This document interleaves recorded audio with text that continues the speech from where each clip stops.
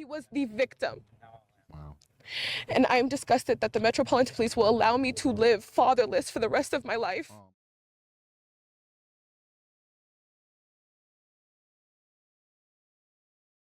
Strategic back again. What's going on, guys? This one's really, really sad, man. This is a bad police shooting. This is like every citizen's worst nightmare, guys. This is the shooting of Brandon Durham. This happened November 12th in Las Vegas. This guy, Brandon Durham, 43 years old, realtor, law-abiding citizen, has no issues, no criminal record, nothing that matters, really. That's really what we should say. Nothing that matters, right? This guy is in his home.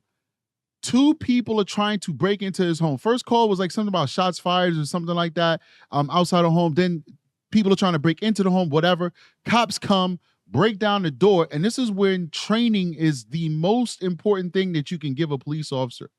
You have to give them training. They'll get the experience when they're on the streets, but they have to have a solid foundation by which you can build that experience on top of.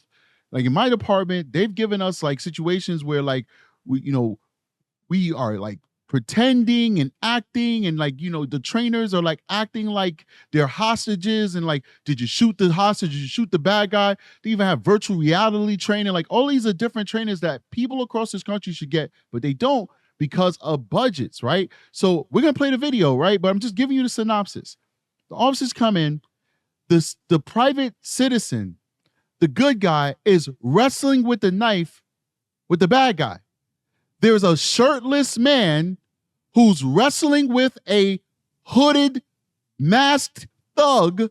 The cop sees a hooded, masked thug, but then decides that, no, that's not the bad guy. The shirtless guy is the bad guy. That's the guy I'm going to shoot. And he wastes him. He like literally shoots him once. Guy falls to the ground, keeps going. Boom, boom, boom, boom, boom.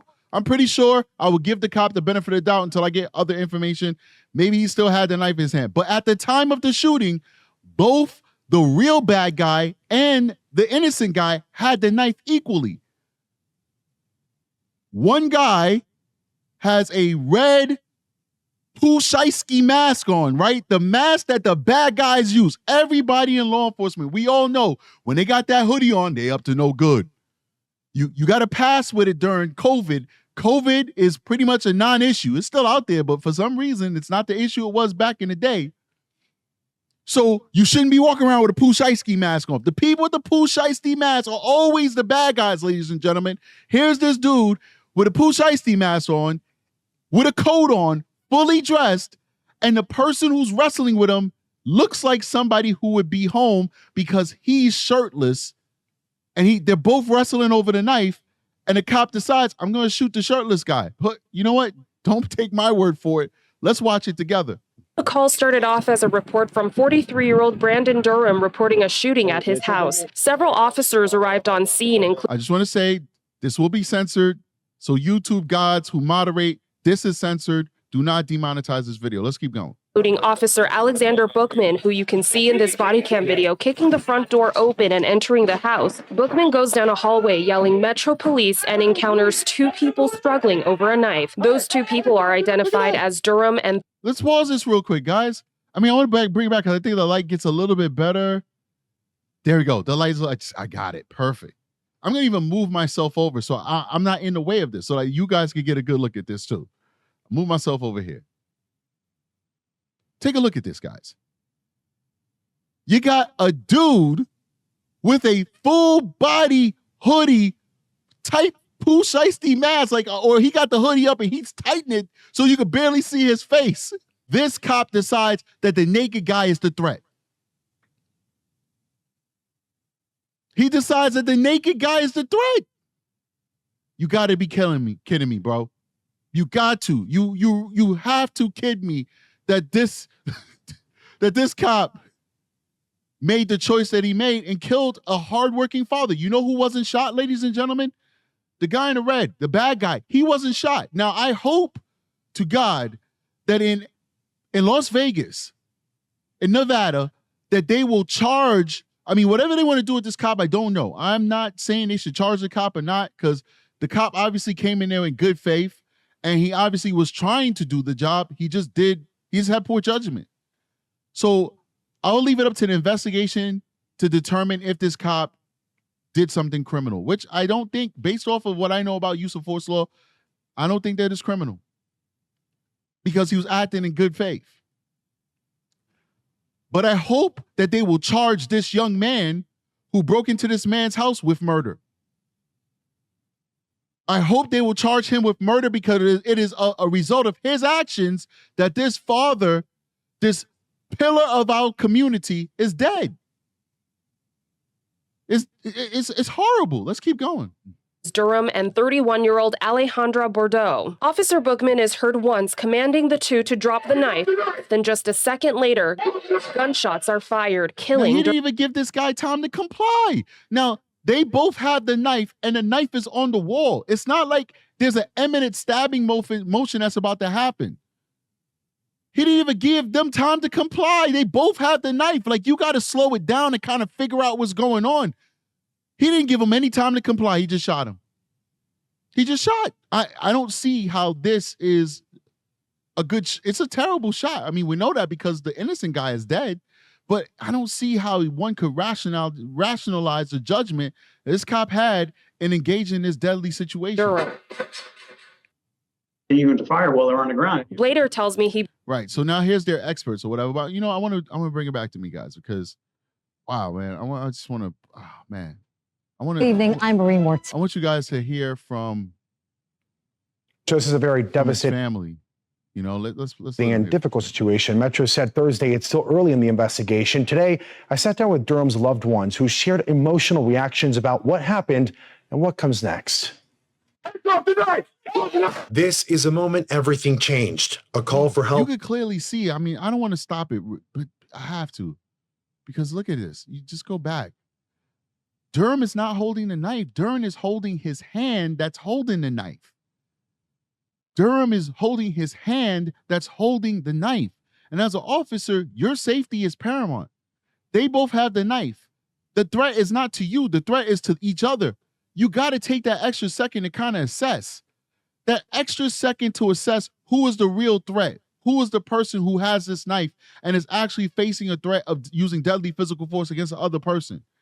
He did not take the time to properly assess this situation. Let's keep going. Everything changed. A call for help turned deadly when 43-year-old Brandon Durham was shot by a Las Vegas police officer. His close friends left trying to make sense of what happened. How did you feel after you personally saw that video of what transpired that morning? It was a bad shot there. He wasn't, the officer was not threatened. He just didn't take the time to de-escalate the situation. You know, what is, you know, these are civilians talking about this. And what he's saying is not wrong from his perspective, but I'm going to tell you from a professional perspective. It's not didn't take time to de-escalate the situation. This is a life and death situation. This is a situation that officers happening upon a felony that occurred because there's a break-in from somebody. He doesn't know who, whether it's Durham or the guy with the red hoodie on that looks like a burglar. The word is not de-escalate. The word is assessment. He did not take the proper time to assess the situation. He did not take the proper time to assess the situation, because if he took the proper time to assess the situation, maybe those bullet holes that's in this poor innocent man right here would have been in the red hoodie guy. Because if he would have took the proper time to assess the situation, he would see that the knife was in the hand of the bad guy, and maybe Durham would have had a second to say, he's breaking into my home. He's trying to stab me. This is the bad guy right here. He did not take the proper time to assess the situation. Let's keep going. Which he should have.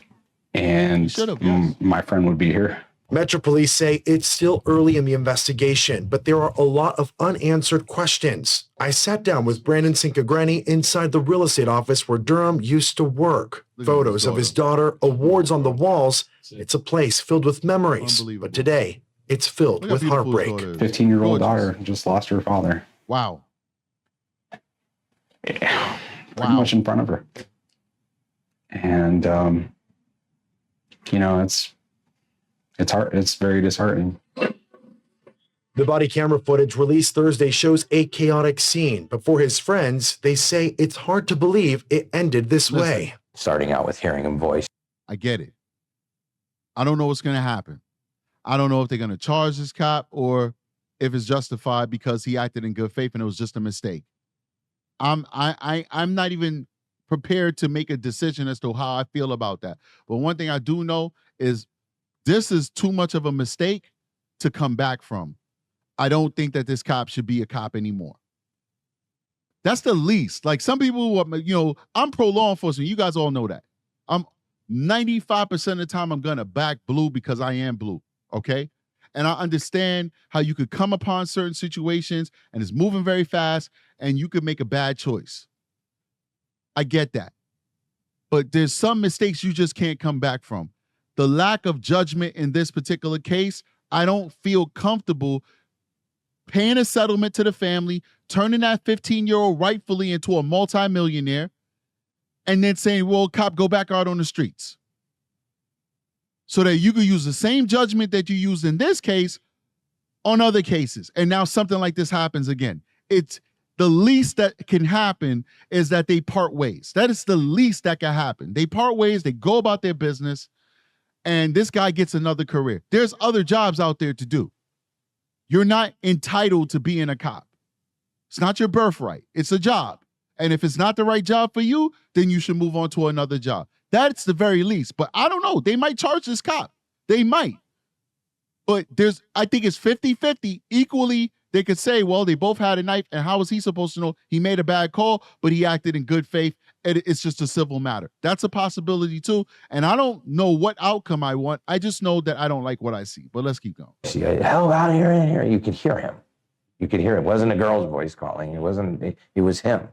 I also met Durham's other good friend, Steve Cohen. He tells me he was the first to arrive on the scene, having to console his best friend's daughter after the officer shot her father. Then the family and all of us walked down to Bella and told her, and that was just the most heartbreaking. That was probably worse than anything, having to tell a 15-year-old kid her dad died. It was no longer with us, and that was... Damn, bro. Both Steve and Brandon tell me they want answers and accountability. I reached out to Metro Friday requesting some additional details and answers that we were left with after Thursday's press conference. We have not heard back. Who was Brandon and what did he mean to you? He was a beautiful soul. That's all I can. Like, he lit up a room. He had a huge personality. Everybody who met him loved him. He was goofy. Goofy would be the word I would use. Loud and goofy. He danced his dance. Damn. That's his thing. Durham wasn't just a real estate agent. They tell me he was a proud local, a huge sports fan, and above all, a devoted father. Right. He loved sports. He was a big Vikings fan, Rebels fan, Golden Knights fan, hometown boy. And as for his friends, right now, they're focused on supporting Brandon's family. Damn. His daughter doesn't have her sole provider anymore. And she's probably not going to be able to live where she grew up. We need to start that GoFundMe, ladies and gentlemen. We need to start wherever that GoFundMe's at, put that out there. That little girl deserves it, man. She deserves it. Very, very tragic situation there. And again, earlier this morning, I reached out to Metro Police for a formal interview and asked questions. Those questions also included, did the officer know who was involved when entering the home? What was the perceived threat that led to firing the weapon? And at this time, I haven't heard back yet, but I'll update you as soon. Well, they're not going to give much answers at all, ladies and gentlemen, because they got an active investigation. And, you're dealing with some liability issues. I'll play one more for you guys, man, but this is very sad stuff here, man. I don't know, man. How could this guy make this mistake? Like, if he'd have just took 2 seconds to kind of figure this out, come on, bro. We wouldn't be sitting here right now. Tara, Metro Police are giving a closer look at an officer-involved shooting that left a homeowner dead earlier this week. That man's family says he was wrongfully shot and killed by police. We want to warn you, some of the video you're about to watch may be disturbing. Our Georgia Costa reports. Oh my gosh. Yo, but hold on here. Where's the continued threat that he keeps pumping this guy with bullets? They fell. Like, where's the continued threat? Like, where is the continued threat that makes sense for him to continue to use the deadly physical force that he's using? I'm going to move forward a little bit for obvious reasons. I didn't know that they were going to do what they did on the local news, but you know how they are on YouTube. Do for thee and not for me. Local news could get away with it, but if the strategic eye shows certain things, we get penalized. You know what I mean? But I'm not going to edit that out. It is what it is. You know, whatever YouTube want to do with it, they do with it, because this is a reality of what happened. And only through watching these things, this is why I'm such a proponent of YouTube being a space where people can actually express themselves and actually treat us like adults. They have YouTube Kids. You know, if there's a space for kids on YouTube, this is a space for adults. How would we be able to see the gravity of just how horrible that situation was unless we just saw that segment right there? The previous segments that I showed showing this officer-involved situation did not show us the gravity of how terrible of a decision that officer made. Now that we finally saw it slightly unedited, we now get to see just how horrible it was, because he takes one shot and then the victim falls and he doesn't even have the knife in his hand at that point, because the bad guy's the one who had the knife, and he's now on the ground. And the officer doesn't even take the time to assess if the threat is still there. He then pumps him with more lead. He shoots this man multiple more times when he's now on the ground. You got to explain that. Listen, once again, I'm a law enforcement officer. I understand how stressful these situations could be. I had somebody try and stab me before, and I was threatening, yo, I'll blow your head off, to drop the knife. And I did not do it because I did not feel like it was at that moment where I was about to get stabbed. And that second that I took to assess this situation, as we're wrestling on the ground and I've got my hand on my gun and he's got the knife trying to stab me, my partner was able to wrestle that knife out of his hand. My partner was able to wrestle that big old knife out of his hand. Well, guess what? I'm not on the news now, you know? My name isn't out there as the cop who shot the guy in the head, you know, and all that extra stuff. He had took a second to assess. Maybe Brandon will still be alive. Maybe the first shot wasn't a kill shot. Maybe the first shot would have resulted in him wounded and an apology from the police department, maybe a small settlement if he wanted to take it to that level, and we move on. But he pumped him with lead when he's on the ground. Where was the assessment to determine that this guy was still a threat? If he wasn't, it didn't even appear like he was a threat from the beginning. But if you had the feeling that he was a threat, how are you going to articulate that he's still a threat on the ground when you continue to pump him with lead? This guy, this officer, not the person behind me, but the officer who shot him, in my opinion, has terrible judgment. Terrible judgment. Let's keep going. 8-year-old Brandon Durham was shot and killed by Las Vegas Metro Police Officer Alexander Bookman. Durham's family has been left to pick up the pieces as they try to make sense of a tragedy they say could have been prevented. He was the victim. Wow. And I am disgusted that the Metropolitan Police will allow me to live fatherless for the rest of my life. Oh my gosh, that's so sad, man. Listen, you got a 15-year-old having this conversation with us adults. She should not have this conversation. I'm not saying anybody else should speak, because she needs to speak. She needs to be heard. But this mistake that this cop made is resulting in this child going from 15 to 25 overnight. One moment she's enjoying her life as a 15-year-old. Now she's 25. Now she's got to grow up. This is sad, man. Let's keep going. In a Thursday afternoon briefing, Las Vegas Metro Police released a minute-long video showing officers arriving to Durham's home early Tuesday morning after police were dispatched in response to reports of a shooting. Durham told the call taker that the subjects were attempting to enter his residence and that he was inside his residence with his 15-year-old daughter. Once on scene, officers witnessed several vehicles along with the windows of the home had been damaged, and after hearing banging and screaming coming from inside the home, officers quickly jumped into action. What is happening? Why were they trying to get it? Like, what is going on here that these people wanted to get into this guy's home so badly? This doesn't make any sense. Like, did they really get some information that he had money or something like that? Like, is this how they get down in Las Vegas? Like, people will try and break into your home no matter where you are in the country. But he's home. The intruders know he's home, and they're breaking windows with bricks. They're breaking his car. They're breaking his house windows. Like, this seems personal. Let's keep going. Kick it.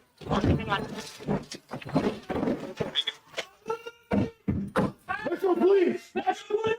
Metro investigators say Officer Bookman was one of the first to arrive on scene, where he encountered two subjects, Durham and the second person identified as Boudreaux, struggling over a knife. Hey, drop the knife! After seeing the video, Durham's family says Officer Bookman didn't give him a chance, saying police treated him as if he were the aggressor. My father Oh my God. was the absolute This is horrible, bro. This is terrible stuff. Terrible stuff. victim, no matter what could have happened. The violence that occurred here was under someone who was extremely, extremely angry and extremely violent. And the most frustrating part about all of this is it's very difficult for you to even watch. The man that is clearly in his home, minding his own business, trying to call for assistance, you shoot him instead of the one that's in a red hoodie and a ski mask. And while still under investigation, Metro Police Assistant Sheriff I mean, common sense. We've listened to so many of these type of press conferences, and a lot of times the family is just bonkers, man. They're telling stories that don't exist. They're trying to humanize a bad person who made poor decisions and got in contact with police. In this one, these people are just speaking straight facts. It's just common sense. Like, they're not even embellishing to make their loved one look more of a victim. They don't have to. This is just a tragedy, and all they're saying in this press conference is just pure, unadulterated common sense. You shot the guy in his drawers. You didn't shoot the guy in a hoodie and a ski mask.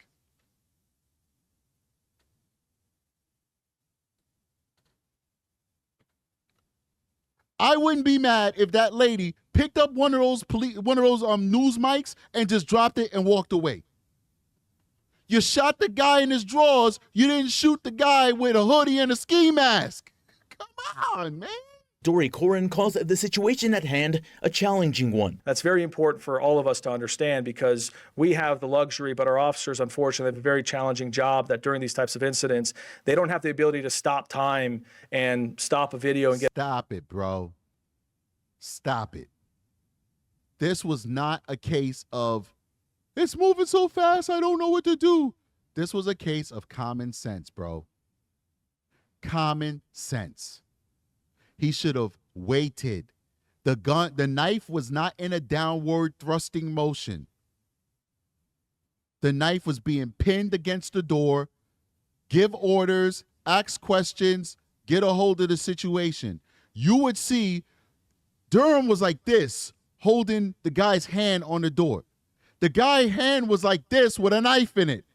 If the guy is going like this, then you know that's the guy you got to shoot. How you shooting the guy who's restraining? You needed to take a second to assess the situation. Your life wasn't in danger. I get if they were like running towards him, I get that. But your life is not in danger. These two people's lives is in danger. As much as you want to make sure neither one of them get hurt, you need to take the opportunity to figure out who is the aggressor so you don't shoot the wrong person. That's not what this cop did. That's not what this cop did. Get a still and then spend minutes, let alone hours or days or months, analyzing that information to make their decision. And he gave him a headshot. He didn't even shoot him in the center mass, which is the torso. He gave him a headshot. I think that first shot might have been the kill shot, to be honest with you. They have matter of seconds, if not lit him up after that. Come on. Split seconds to make very challenging decisions. Reporting in Las Vegas, George Acosta, News 3. Yeah, that's just sad, guys. Wow. There's no justification for that, man. This should be national news, to be honest with you. This should be probably the biggest story we're talking about post-election. But I just don't feel the temperature of the country wants to talk about these things. So I don't know how much media attention it's going to get, but certainly I'm bringing awareness to it. This is a very tragic shooting. Anyway, guys, I appreciate you guys immensely for joining me. Please consider being a Strategic Eyes member and a Strategic Eyes Patreon member. They're going to get this video first. They're going to get to digest this video, enjoy it, comment on it, and get my response back personally, because we're a smaller community, so I can respond back to people more personally than when I release it to the entire YouTube. And then after they had their fill of this video, it's going to go out there for everybody else. So be a part of the family. Join the Patreon, join the membership, get exclusive content, get first access to content, and help support a growing YouTube channel. Make sure you hit that like button. And if you're not a commenter, you're not the type of person who like to comment, you got to do that to help my show out. Please at least say where you're calling from, or where you're watching from, rather. Say, oh, I'm watching from Belgrade. I'm watching from Australia. I'm watching from Utah. I'm watching from Florida, wherever. Just put it inside of the chat so we can get some engagement. And along with that like button, that'll put us up in the algorithm and help the show grow, help the show stay healthy, help the show stick around to give you a law enforcement perspective on a lot of these horrible, tragic stories. Guys, I see you guys on the next one. Strategic is out of here. Peace out.